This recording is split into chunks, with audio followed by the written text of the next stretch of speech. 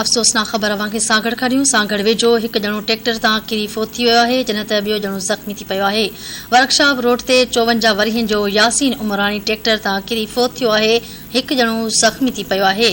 इतलाह ते पुलिस पहुची फोतीअ जो मढ़ ऐं ज़ख़्मीअ खे अस्पताल मुंतक़िल करे छॾियो आहे। अफ़सोसनाक ख़बर अव्हांखे ॾियूं पिया। सागड़ वेझो हिकु ॼणो ट्रैक्टर तां किरी फोत थी वियो आहे, जॾहिं त ॿियो ॼणो ज़ख़्मी थी पियो आहे।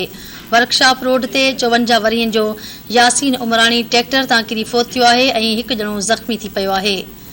अव्हांखे अफ़सोसनाक ख़बर ॾियूं पिया। इतलाह ते पुलिस पहुची फोतीअ जो मढ़ ऐं ज़ख़्मीअ खे अस्पताल मुंतक़िल करे छॾियो आहे। सागड़ वेझो हिकु ॼणो ट्रैक्टर तां किरी फोत थियो आहे, ॿियो ॼणो ज़ख़्मी थी पियो आहे। वर्कशॉप रोड ते 54 वरियनि जो यासीन उमरानी ट्रैक्टर तां किरी फोत थियो आहे ऐं हिकु ॼणो ज़ख़्मी थी पियो आहे।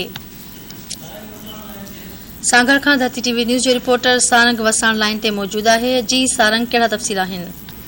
जी बिल्कुल, तव्हांखे ॿुधायां त सागड़ वेझो मंगली थाणे जी हद आहे, जिथे वर्कशॉप रोड ते ट्रैक्टर जे बम्पर सां ॿ नौजवान किरी सख़्त ज़ख़्मी थी पिया, जिन ज़ख़्मियुनि खे सिविल अस्पताल सागड़ आंदो वियो, जिथे 54 चक वासी आहे यासीन उमरानी ज़ख़्मनि जा सूरनि सां फोत थी विया, जंहिंखे ज़रूरी कार्रवाई बाद जेको आहे लाश वारसनि हवाले कयो वियो आहे।